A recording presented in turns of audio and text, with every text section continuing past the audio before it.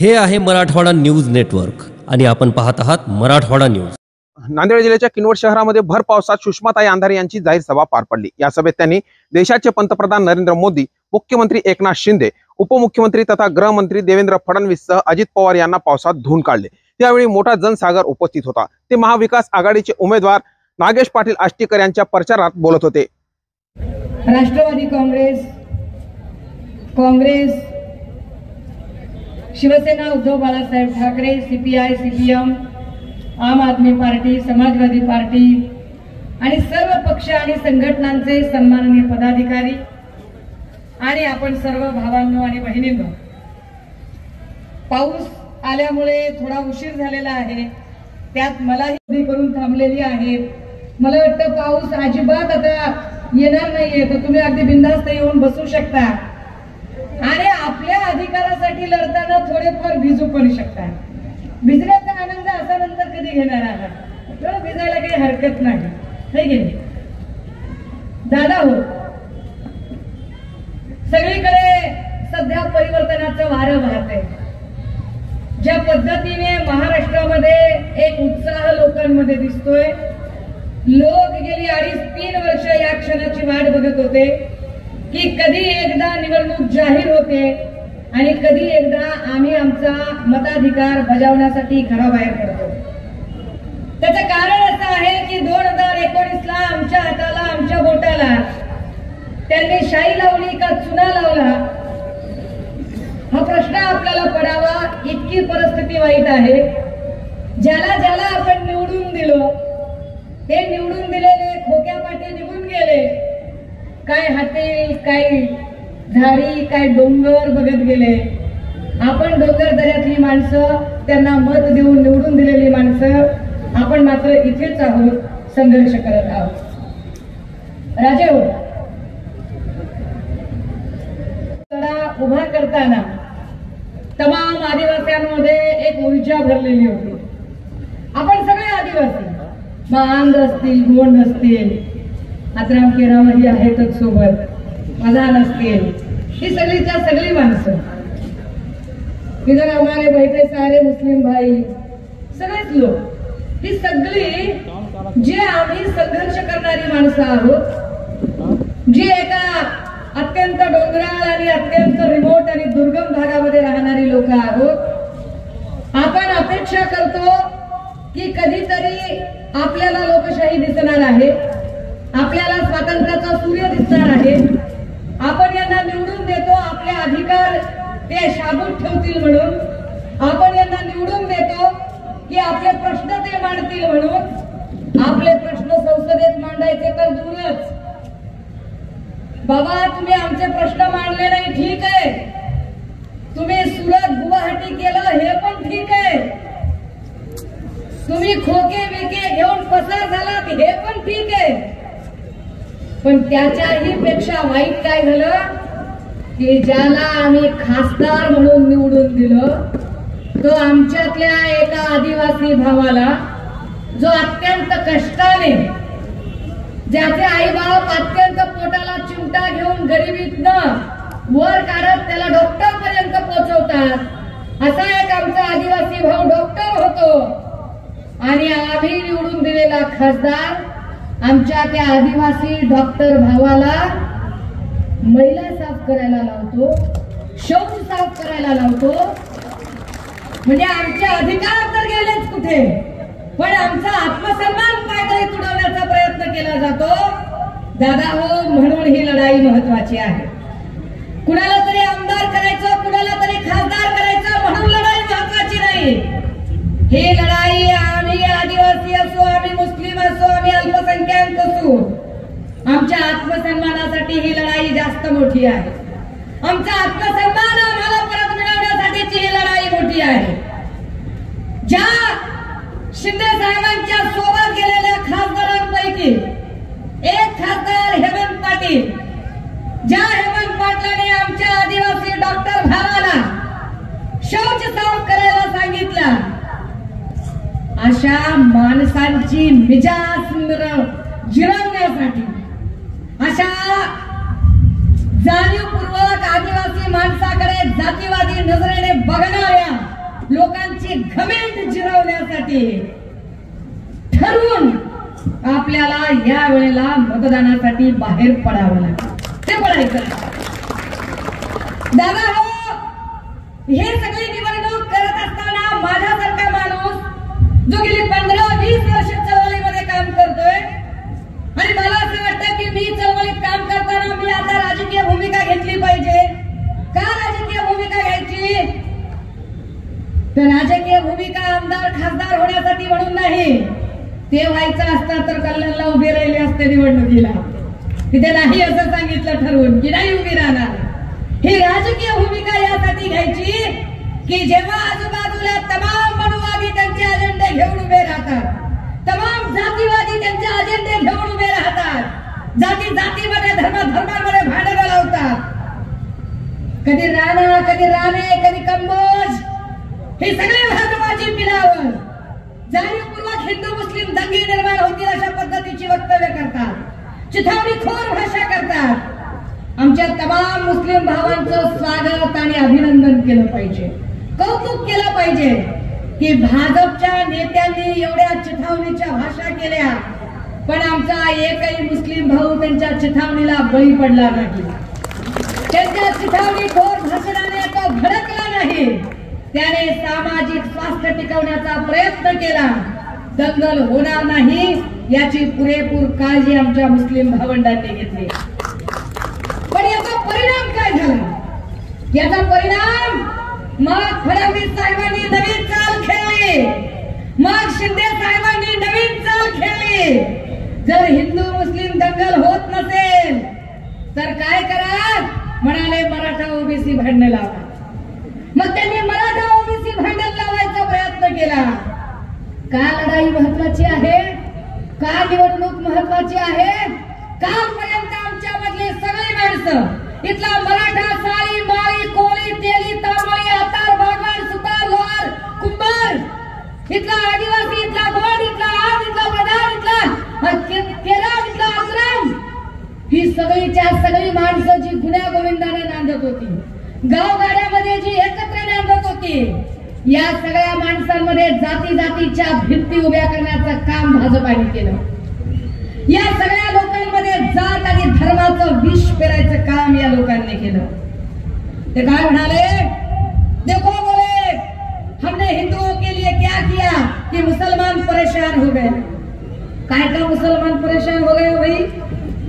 क्या परेशान हो गए मुसलमान? भाजपच्या भक्तुल्यांचा मेंदू काय गहाण ठेवलाय काय? जे 15 पैशाच्या हिशोबाने मेसेज करतात त्या भक्तुल्यांना कळलं पाहिजे. अरे दादा, त्या मुस्लिम भावाला नोकरी नाही मिळाली तरी ते पानाचा ठेला चालवते, केळाची गाडी चालवते, क्रॅपची गाडी चालवते, लाख कष्ट करते, कसबी करून दिवसभरात 1000 रुपयाची बेगमी करून घरी येते कष्टानं, इमाने इतबारे कि उसके सिवाय किसी और के सामने सजदा नहीं करूंगा, झुकूंगा नहीं. तो त्याच्या कष्टाची, त्याच्या स्वाभिमानाची भाकरी खातो. क्योंकि सच्चा मुसलमान तो वही होता है ना, वही होता है जो दिन में 5 बार की नमाज अदा करता है, जो रमजान के पाक महीने में रोजे रखता है, जो जिंदगी में अपनी जितनी भी कमाई है उसमें से कम 20% ज़कात अदा करता है, जो जिंदगी में एक बार तो भी हज को जाने का हौसला रखता है, और जो इस बात में इल्म रखता है कि कभी ना कभी तो कयामत आनी है, उस दिन उसके सामने मेरी गर्दन शर्मिंदगी से झुकनी चाहिए.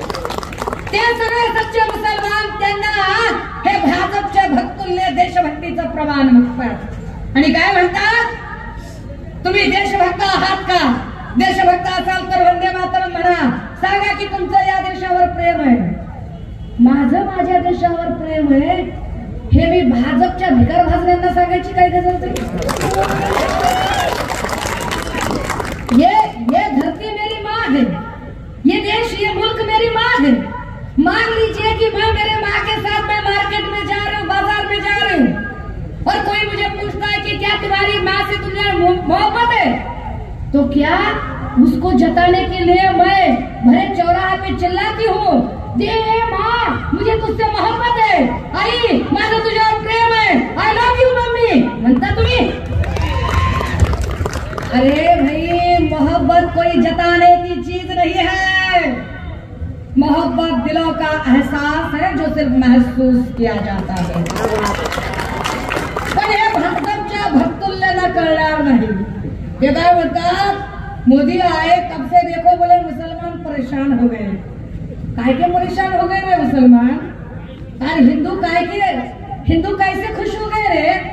ऐसा कुछ है क्या कि मुसलमान को 1200 रुपए का गैस मिल रहा है और हिंदुओं को 300 को मिल रहा है? असं काही की हिंदू आहे म्हणून त्याला 300चा गॅस मिळतोय आणि मुसलमान आहे म्हणून त्याला 1200चा मिळतोय? असं काही आहे का की मुसलमान आहे म्हणून त्याला तुरीची डाळ 200 रुपये किलो मिळते आणि हिंदू आहे म्हणल्यावर त्याला 50 रुपये किलो मिळते? असं काही आहे का की मुसलमान आहे म्हणून त्याला 250 रुपये किलो गोड तेल मिळतंय आणि हिंदू आहे म्हटल्यावर त्याला 50 रुपयालाच मिळतंय? अरे दादा, ज्या भावाला गॅस मुसलमानाला घ्यावा लागतोय त्याच भावाला गॅस हिंदूला बी घ्यावा लागतोय। अरे ज्या भावाला तूर डाळ मुसलमान घेतोय त्याच भावात हिंदू सुद्धा घेतोय। मग ह्या भाजपच्या भक्तुल्यांनी जे आमच्या डोक्यात भरलं कि जब से मोदी आया मुसलमान परेशान हो गया। अरे भाई, खाली मुसलमान नहीं रे परेशान हुआ, खाली मुसलमान नहीं, मुसलमान परेशान हुआ, हिंदू परेशान हुआ, बौद्ध परेशान हुआ, जैन परेशान हुआ, क्रिश्चियन परेशान हुआ। इस मुल्क का हर एक इंसान परेशान हुआ, हर एक इंसान, जिसमें भी इंसानियत का वजूद बाकी है वो हर एक इंसान यहाँ परेशान हो गया। दादा हो, म्हणून ही निवडणूक गरजेची आहे, म्हणून या निवडणुकीत बदल गरजेचा आहे। पण अडचण काय झाली माहितीये का? मीडिया त्यांच्याकडं, पैसा त्यांच्याकडं, चिकार पैसा आहे। कुठला पैसा? असा काही घाम घालून आणला नाही त्यांनी, आपला पैसा आहे, आपल्या कष्टाचा पैसा आहे। हा, मी ते सांगायचं विसरेल की ते म्हणतात की मुसलमान देशभक्त असतात का? ते मुसलमानांना देशभक्तीचं प्रमाण मागतात। अरे, जो इस मुल्क की मिट्टी दिन में कम से कम 5 बार चूमता है, तुम उसे वतन परस्ती का प्रमाण मानते हो? भाजपच्या भक्तुल्यांना जरा ना नीट केला पाहिजे, नीटच केले पाहिजे हे सगळे। या भक्तुल्यांना हे समजावून सांगितलं पाहिजे, हे जाहिरात फार करतात बरं का, चिकार जाहिरात करतात। यांच्या जाहिराती आणि यांचं खोटं बोलणं, खोटं बोल पण रेटून बोल। तिकडे चंद्रपूर मध्ये मोदीजी आले, नांदेड मध्ये अमित शहा आले आणि काय बोलायला लागले? असली शिवसेना किसकी है? ये एकनाथ शिंदे की असली शिवसेना है। असली शिवसेना जर त्या माणसाची असेल तर त्याला जागेसाठी एवढी धडपड करावी लागेल का? काय परिस्थिती आहे त्यांची? एकनाथ शिंदेना 8 जागा, 8 जागेसाठी 48 जागेवर प्रचार करायचा। अजित दादाला 4 जागा, 4 जागेसाठी त्यांनी प्रचार 48 जागांचा करायचा। महादेव जानकरला 1 जागा, 1 जागेसाठी 48 जागांचा प्रचार करायचा। आणि राज ठाकरेला 0 जागा, तरी त्याला 48 जागांचा प्रचार करायचा। आणि त्यांना जाहिरात करू करू मोदी आणि शहानी वेड्यात काढायचं। अरे इधर दिमाग की बत्ती खोलो यार, बघा तरी की काय येड्यात करायचा कार्यक्रम चाललाय। जाहिराती केल्या जातात। राजे हो, जाहिरात कुणाची होते नीट लक्षात ठेवा। समजा तुम्ही नेटफ्लिक्स वर पिक्चर बघायला लागला, समजा तुम्ही मोबाईल अमेझॉन वर पिक्चर बघायला लागला, तुम्ही कुठला तरी टीव्हीचा कार्यक्रम मोबाईल वर बघायला लागला, स्क्रोल करायला लागला। स्क्रोल करताना एखादं चांगलं पुस्तक वाचायचंय, त्याची ऍड येते का? तब्येतीला तूप फार चांगलं आहे, त्याची ऍड येते का? येते नाही येत। म्हणजे जे जे चांगलं आहे त्याची ऍड अजिबात येत नाही। ऍड कशाची येते? जंगली रमी पे आओ ना महाराज।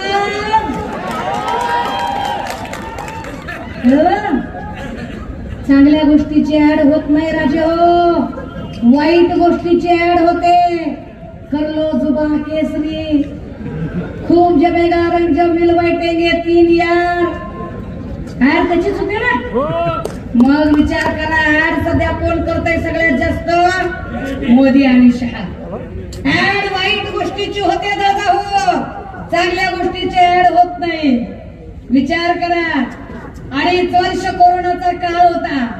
या 2.5 वर्षाच्या काळात माणसांना ओळखत नव्हती.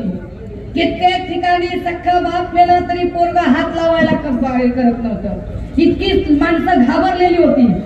अशा सगळ्या परिस्थितीमध्ये उभ्या महाराष्ट्रामध्ये जेव्हा सगळ्या देशात कोरोनाने हाहाकार माजवला होता, गुजरात मध्ये रस्त्यावर प्रेत जाळली जात होती, उत्तर प्रदेश मध्ये प्रेत डायरेक्ट नदीमध्ये टाकून दिली जात होती, प्रेत नदीवर तरंगत होती, तेव्हा या महाराष्ट्रात मात्र एक असा मुख्यमंत्री काम करत होता की ज्या मुख्यमंत्र्यांनी मुस्लिम असेल, हिंदू असेल, बौद्ध असेल, त्या मृतदेहांना त्या धर्माच्या रीतरिवाजानुसार त्यांचे सगळे रिच्युअल, त्यांचे अंतिम संस्कार पार पाडले. राजे हो, या गोष्टीचा नीट विचार करा. मी मगाशी जे म्हटलं की आमच्या एका आदिवासी डॉक्टर भावाला या भागातला खासदार जो शिंदेच्या सोबत खोक्यापाठी निघून गेला, तो शौच साफ करायला लावतो. आणि कारण काय? तो कारण एकाच रात्री हॉस्पिटल मध्ये झालेले मृत्यू. पर क्या तुमने कभी सोचा है, कधी तुम्ही या गोष्टीचा विचार केलाय का की एवढा कोरोनाचा हाहाकार होता, पण कुठल्याच हॉस्पिटलमध्ये एका रात्रीत एवढे मृत्यू झाले नव्हते. जे कोरोनाच्या काळातही मृत्यू झाले नाही, ते मृत्यू कोरोना काळ संपल्यानंतर झाले. या सगळ्यांची माहिती जेव्हा नांदेडमध्ये घेतली तेव्हा असं लक्षात आलं की तिथे औषधोपचारांचा तुटवडा होता. त्यावर बोलताना भाजपची एक आक्रस्ताळी बाई बोलायला लागली आणि ती म्हणाली की आम्ही काय सांगावं म्हणे, या सगळ्या बायका गोळ्याच घेत नाहीत, त्या गोळ्या न घेतल्यामुळे आयुर्वेदाच्या गोळ्या काय आम्ही तोंडात कोंबायच्या का म्हणे त्यांच्या.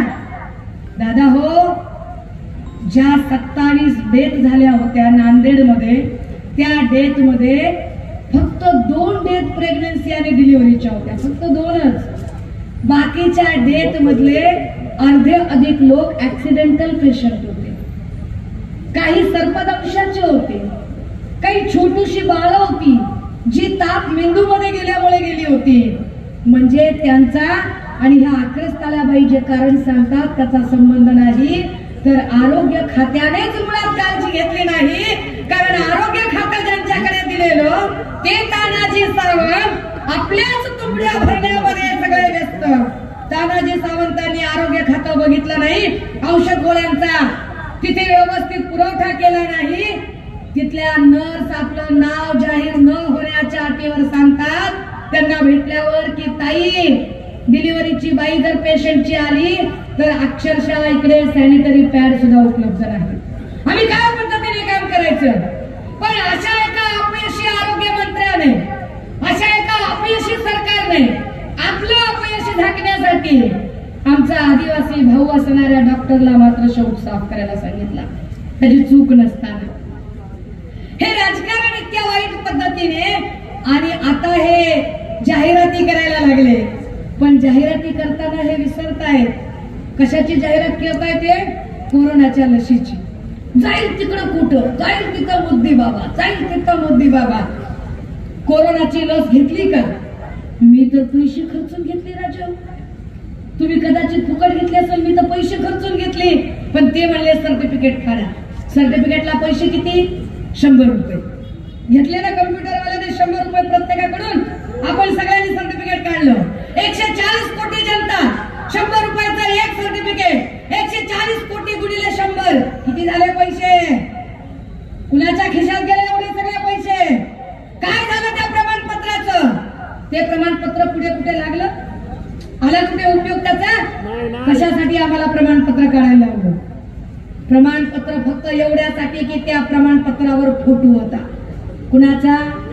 मोदी बाबाचा. आम्ही पेट्रोल पंपावर जातोय, पेट्रोल पंपावर डिझेल पेट्रोलचा भाव बघून बघून आमचे चेहरे पडतायत. पोटात गोळा उठणे की किती महागाई झाली आहे. आणि तिथं एक हसरा फोटो असतोय. कुणाचा? मोदी बाबाचा. तिकडे शहरी भागामध्ये शौचालय बांधली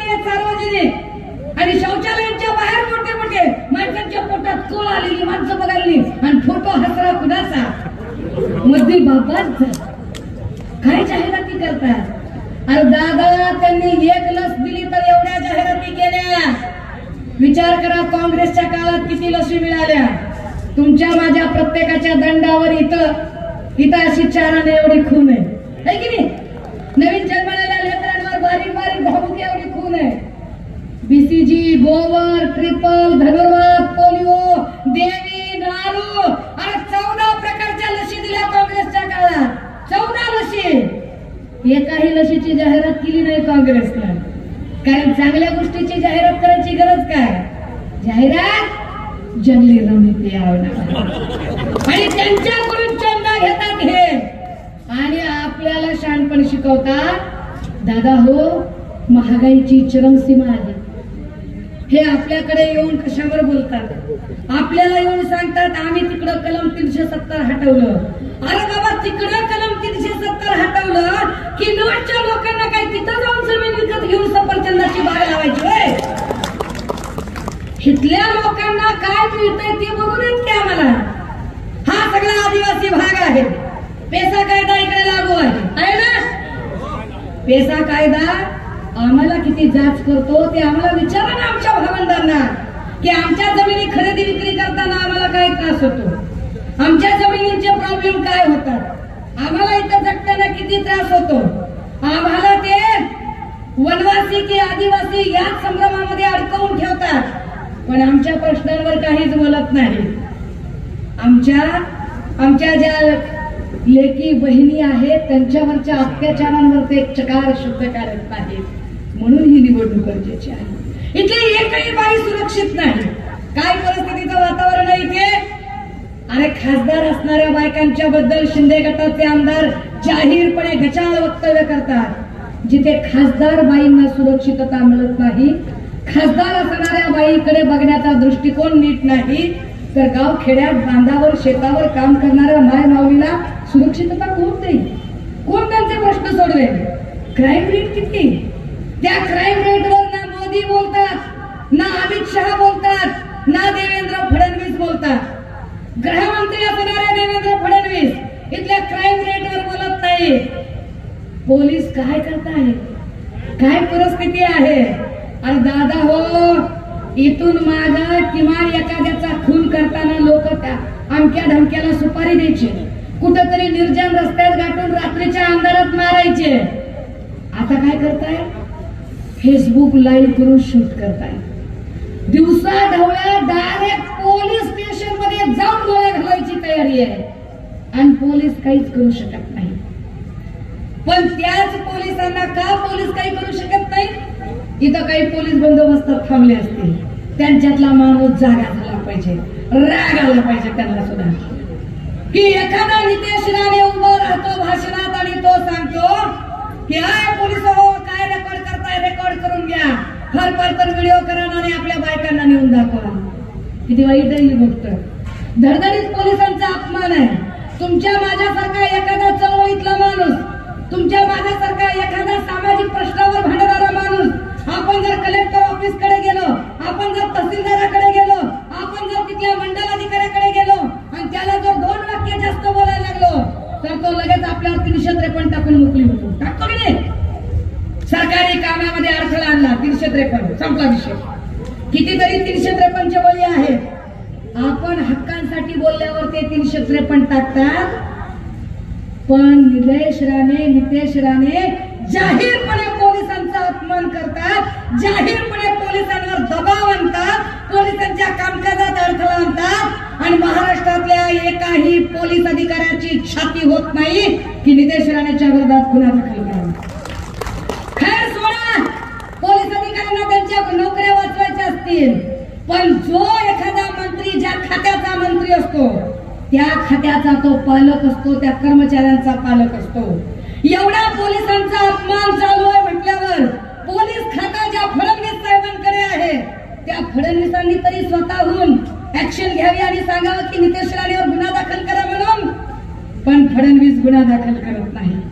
याचा अर्थ फडणवीस जाणीवपूर्वक कायदा सुव्यवस्था बिघडवतात. फडणवीस जाणीवपूर्वक त्यांच्या लोकांना, त्यांच्या समर्थकांना खुली छूट देतात. आणि तिथेच दुसऱ्या बाजूला आमच्या आदिवासी पोरांवर मात्र गुन्हे दाखल करतात.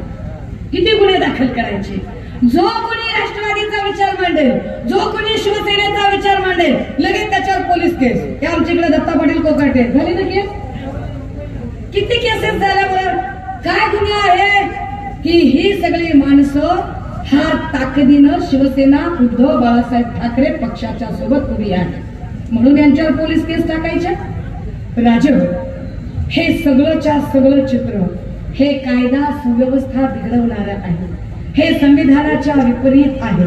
आणि ज्या संविधानाने तुम्हाला आणि मला जगण्याचा अधिकार दिला, तुम्हाला आणि मला माणूस म्हणून उभं राहण्याचा अधिकार दिला, आपल्या पाठीला रबर नाही कणा आहे, ताठपणे उभे राहा असं जे संविधान सांगते, ते संविधान बदलून टाकायची भाषा रोज भाजपा करते. म्हणून ही निवडणूक आपल्यासाठी महत्वाची आहे. जर आपल्याला असं वाटतंय की नाही आम्हाला आमचं संविधान वाचवायचं आहे, तर लक्षात ठेवा, संविधान वाचवायचं असेल तर काठ्या लाट्या घेऊन भांडायची गरज नाही, धारी तलवारी घेऊन कुणाचं रक्त सांडायची गरज नाही, मारामारी आणि हिंसाचार करायची गरज नाही. विश्वरत्न डॉक्टर बाबासाहेब आंबेडकर सांगतात, रक्ताचा एकही थेंब न सांडता मी तुमच्यासाठी परिवर्तनाचे एक अमोघ शस्त्र देतोय, तो म्हणजे तुमच्या मताचा अधिकार. तो मताचा अधिकार फक्त तुम्हाला नीट वापरता आला पाहिजे. त्यामुळे यावेळेचं तुमचं एक मत हे या देशाचं संविधान वाचवणारं असेल. या देशाचं संविधान वाचवायचं असेल तर ते एक एक मत अत्यंत महत्वाचं असेल. ते मत जातीवाद्यांना जाणार नाही, ते मत मनुवाद्यांना जाणार नाही, ते मत हिंदू मुस्लिम दंगल पेटवणाऱ्यांना जाणार नाही, ते मत अजिबात मराठा ओबीसी वाद पेटवणाऱ्यांना जाणार नाही. याची काळजी घेण्याची जबाबदारी आपली आहे. राजू, ही सगळीच्या सगळी माणसं ज्या काही पद्धतीनं गेल्या 2.5 वर्षात तुम्ही एक टीव्हीचा कार्यक्रम दाखवा, जेवढे टीव्ही चॅनल लागले 2.5 वर्षामध्ये, काय टीव्हीला बातम्या आहेत? हा फुटला, तो पळाला, पहाटे शपथविधी, दुपारी शपथविधी, ह्यानं टोला मारला, त्यानं त्याला शेलक्या भाषेत सुनावले, याने त्याला टोमणा मारला, त्याने याच्यावर पलटवार केला. त्यांच्याच कलगीतुरे चालू, त्यांची जुगलबंदी चालू. आपल्या प्रश्नांचं काय?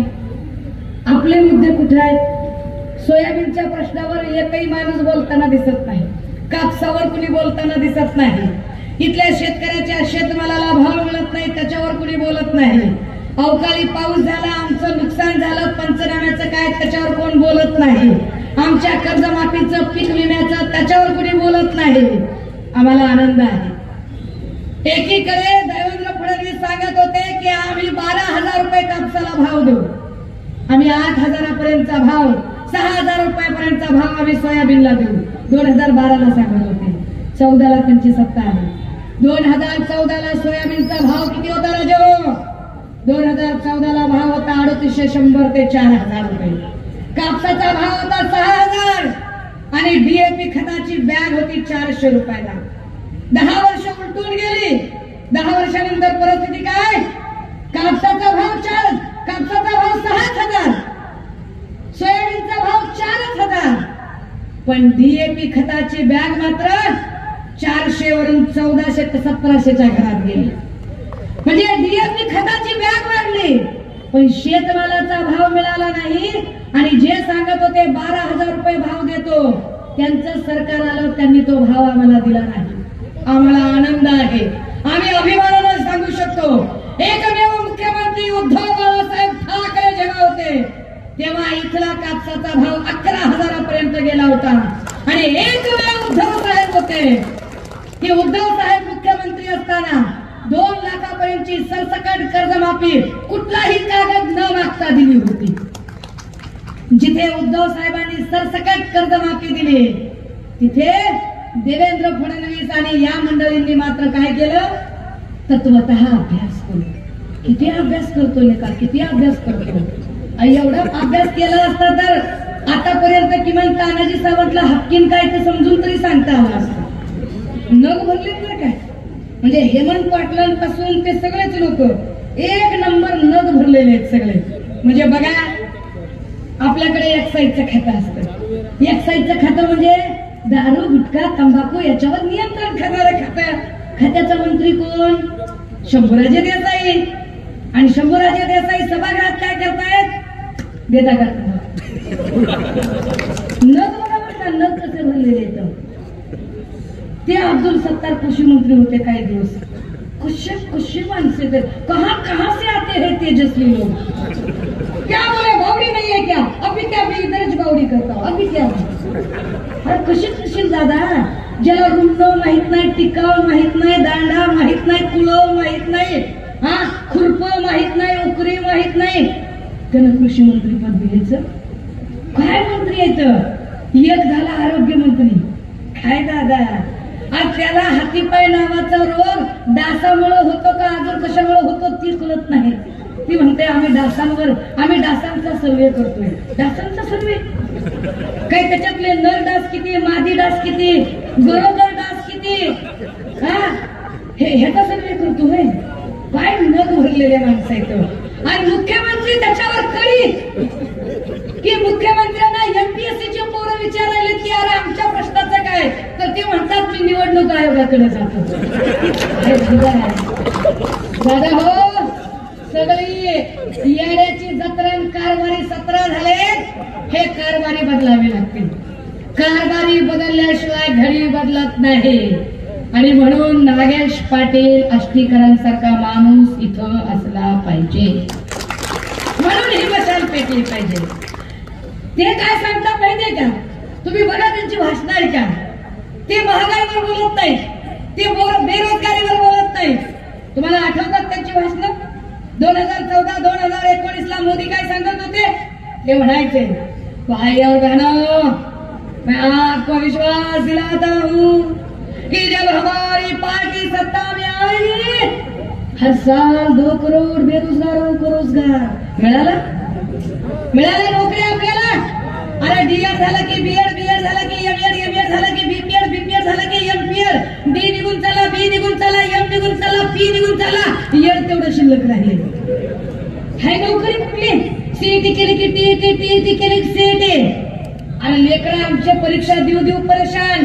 स्टेट बँक ऑफ इंडिया सांगते सगळ्यात जास्त पैसा कुठला आहे आमच्याकडं, तर ते म्हणतात व्हेकल लोनचा नाही, होम लोनचा नाही, व्याजाचा नाही, फिक्स डिपॉझिटचा नाही, एफडीचा नाही, कशाचा नाही. कशाचा पैसा? तर ते म्हणतात ही जी सगळी पोरं शिकतात, जे नोकऱ्यांचे अर्ज करतात, त्या अर्जाचं चलन आमच्याकडे सगळ्यात जास्त आहे. दादा हो, 500 जर पोलीस भरतीच्या जागा निघाल्या तर 500 जागांसाठी किमान 50,000 पोरं अर्ज भरतात. 50,000 पोरं अर्ज भरतात. एका अर्जाचं चलन 1000 रुपये आहे. एका अर्जासाठी 1000 रुपये भरावे लागतात. 1000 रुपयाचा फॉर्म भरण्यासाठी कम्प्युटरवाला 200 रुपये घेतो. आणि परीक्षा किनवट मध्ये होत नाही दादा, परीक्षा बोधडीमध्ये होत नाही, परीक्षा हिमायतनगर मध्ये होत नाही, परीक्षा नांदेड मध्ये होते. नांदेडला जाऊन यायला साध्या बसला 500 ते 700 रुपये जातात. त्या आई बापाकडे पैसे नसतात तरी ते आई बाप पिडूक पडतात, लाख भानगडी करतात आणि त्या लेकराला 500-700 रुपये देतात. कारण बापाला वाटतंय, आईला वाटतंय आपलं लेकरू शिकले, आपल्या लेकराला नोकरी लागेल, जाऊ दे. 1000 रुपये चलनाचे गेले, 200 रुपये फॉर्म भरायला गेले, 500 रुपये तिकिटाचे गेले, आपण तेवढे सगळ्या पैशांचा हे करू, पण जाऊ दे तेवढे पैसे होऊ दे. ते 1700-1800 रुपये एका लेकरा मागे खर्च होतात. लेकरू डोळे फोडून अभ्यास करतं, नांदेडला जाऊन परीक्षा देतं, परीक्षा देऊन थकून हरून ते किनवट मध्ये येतं. आणि दुसऱ्या दिवशी सकाळी टीव्हीवर बातमी काय? पेपर फुटला.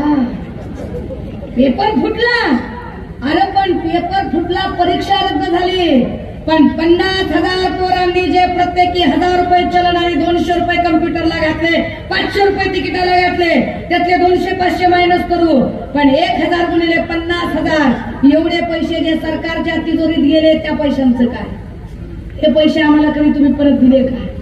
हा केवढा मोठा करप्शन आहे, हा केवढा मोठा स्कॅम आहे की आमच्या लेकरांचे ते पैसेच आम्हाला परत मिळाले नाही. 200 मार्काची परीक्षा, कशाची? तलाठी भरतीची. मार्क किती पडले लेकरांना? किती पडले? 215, 216, 222. 200 पैकी 222 ये मोदी की गारंटी है. घ्या मोदी की गॅरंटी. कसली मोदी की गॅरंटी आहे? पेपर फुटल्यानंतर फुटलेल्या पेपरवर निकाल लावता आणि तीच पोरं तुम्ही मेरिट मध्ये काढता, हे मोदी की गॅरंटी आहे. आणि आमच्या आदिवासी भागातली लेकरं शिकतात, त्यांना नोकऱ्या मिळत नाही. कळा आहे startup India, make in India. Startup India आणि मेक इन इंडियाच्या नावाखाली आमच्या पोरांना कर्ज मिळेल म्हणले उद्योगधंद्यासाठी.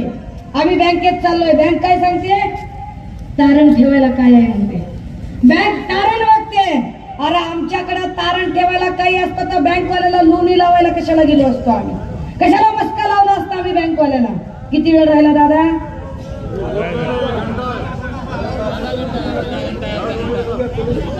अरे कुठं चिल्लर माणसाची नावं घेता रे?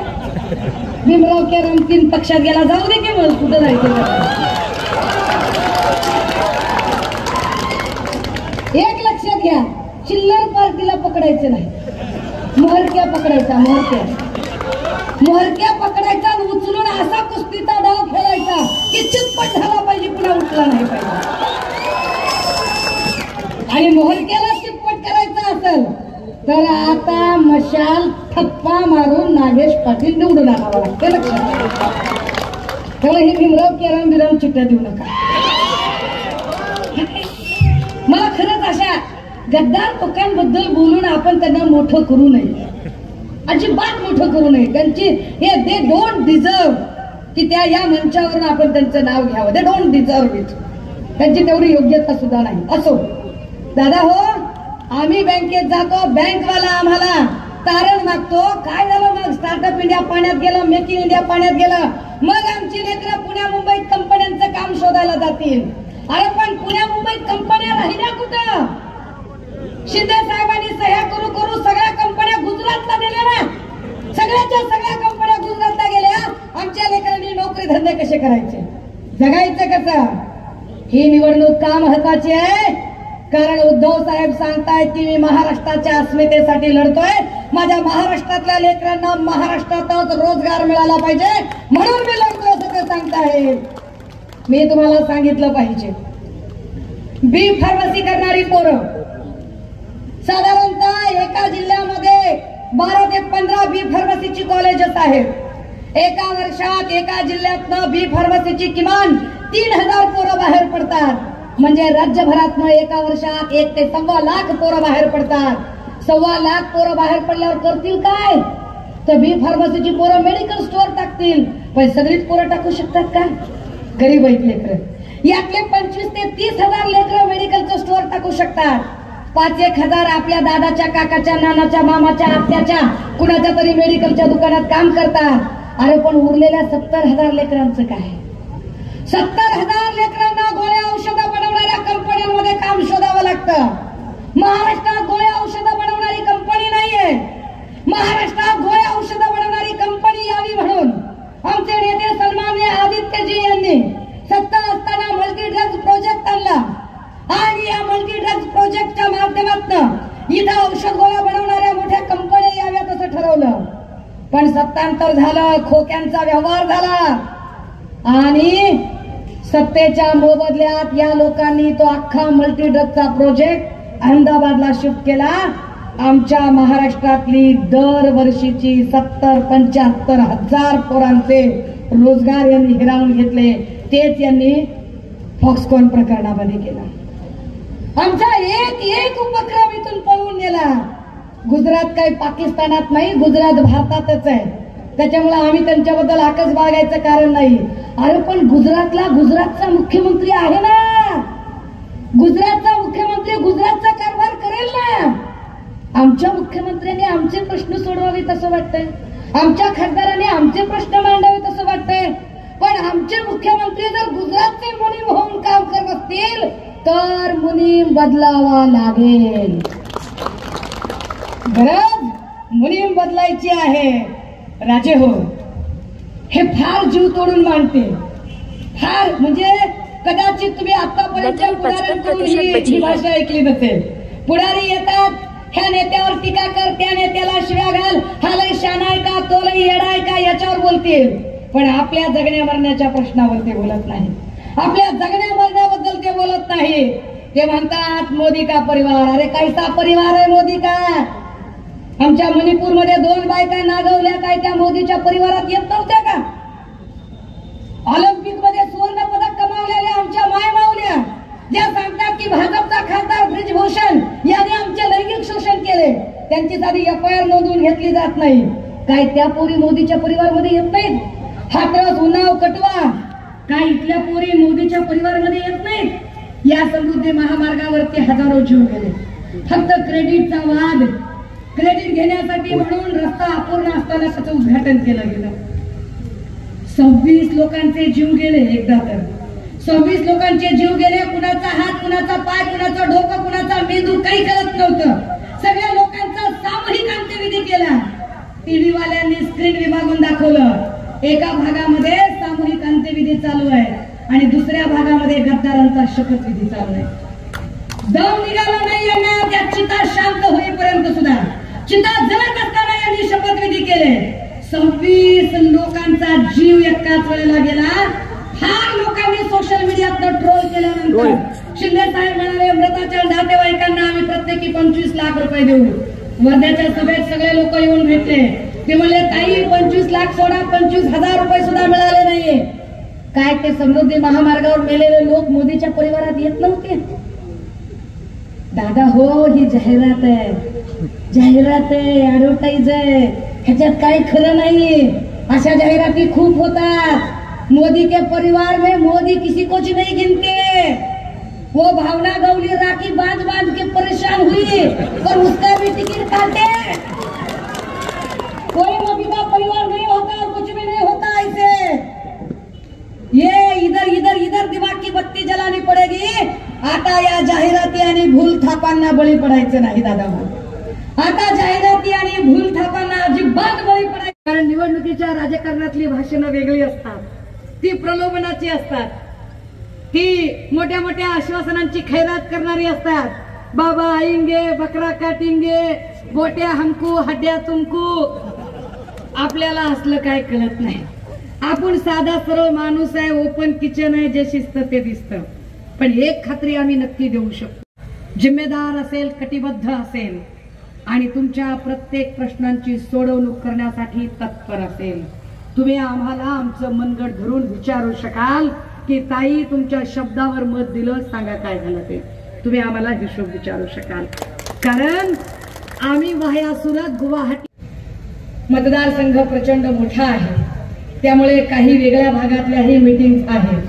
परंतु इथे या पक्षाची जबाबदार प्रतिनिधी म्हणून आपल्या सगळ्यांकडे हे अपील करते आणि अपेक्षा करते की जर या देशाचं संविधान वाचवायचं असेल, लेकी बाळींची सुरक्षा पाहिजे असेल, शेतमालाला भाव पाहिजे असेल, इथली बेरोजगारी नष्ट करायची असेल, आमच्या तरण्या बांड पोरांच्या हाताला काम आणि सरकारी नोकऱ्या हे सगळं करायचं असेल, ओबीसींची जातनिहाय जनगणना करायची असेल आणि मराठा भावांचे प्रश्न सोडवायचे असतील, आमच्या आदिवासी भावांच्या आयुष्यामध्ये ज्या अनेक समस्या आहेत त्या समस्या सोडवण्यासाठी नवे कायदे आणि नव्या काही योजना आणायच्या असतील, आमच्या मुस्लिम भावंडांच्यासाठी जो सच्चर आणला होता त्या सच्चरवर काही बोलायचं लिहायचं असेल तर या सगळ्यांच्यासाठी गरज असेल की आता या क्षणाला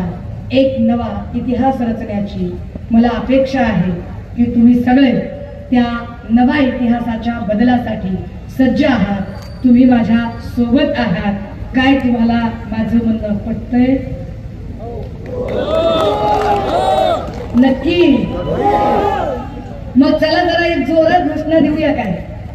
आपकी बार भाजपा तडीपार, आपकी बार और आपकी बार, आपकी बार तडीपार करून टाकू. आणि बघा राजे हो, पुन्हा जाहिरात केली जाते, माइंड गेम केला जातोय, गिमिक्स खेळले जातात. ते म्हणतात की देशात 400 पार, राज्यामध्ये 45. अजिबात नाही. बोऱ्या वाजला यांचा सगळा, यांचा सगळा 12 वाजलेले आहेत. लक्षात घ्या, हे राज्यात अजिबात 40 सोडा हो. हे राज्यात 25 पार करू शकत नाही, त्याची खात्री आम्हाला आहे. अजिबात होत नाही. आम्ही आता खात्रीने सांगू शकतो, मराठवाड्यात 8 पैकी 5 ठिकाणावर आम्ही आता लिहून देतो की या गदागा काढतोय म्हणून.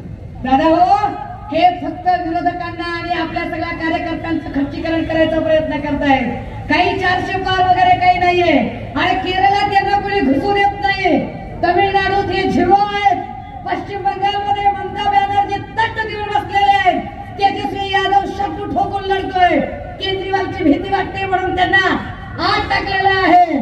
आंध्र तेलंगणाची परिस्थिती तुम्हाला माहिती आहे. आणि महाराष्ट्रात तर केवढी संतापाची लाट आहे आपण सगळे अनुभवतोय. अशा सगळ्या परिस्थितीमध्ये हे 200 पारही करू शकत नाहीत. हे फक्त जाहिरात करून माइंड गेम करतायत. या माइंड गेमला अजिबात बळी पडायचं नाही. ताकदीने उभे राहूया. तुमच्या सगळ्यांमध्ये प्रचंड ताकद आहे. एका नव्या बदलाचे साक्षीदार होऊया. आणि हो, इथे माध्यमे नाहीत म्हणून सांगणे गरजेचे, कारण डिजिटल प्रिंट माध्यमे असतील तर तो आवाज अजून जास्त लोकांपर्यंत पोहोचवतील. पण तो पोहोचला नाही तर आधीच सांगितले पाहिजे. कुणाच्याही भावना दुखावण्याचा माझा अजिबात हेतू नाही. पण तरी सुद्धा माझ्या बोलण्यामुळे चुकून नाकून कुणाच्या भावना दुखावल्या गेल्या असतील, कुणालाही वाईट वाटलं असेल, कुणाचाही उपमर्द झाला असेल, चुकून चुकून चुकून कुणाच्याही भावना माझ्यामुळे आहत झाल्या असतील. कारण काही खबरे असतात ना की जे पोहोचवतात. हेमंतराव तुम्हाला माहितीये का काय बोलली ती? हेमंतराव हो काय? बाबूराव तुम्हाला माहितीये का? कोण काय सांगत होतं? काहीतरी गाणे म्हणत होते. काय फालतूपणा आहे. या देशाची एवढी मोठी निवडणूक आहे आणि या निवडणुकीला एका चिल्लर लेवलला आणून सोडतात आणि चिल्लर लेवलला येऊन आला बाबूरावची गाणी वाजवतात. लाजा वाटल्या पाहिजे त्यांना. अरे देशाचा खासदार निवडायचा आहे. कुणी तुम्हाला असाच आता काय बोलावं, जाऊ दे बोलू दे.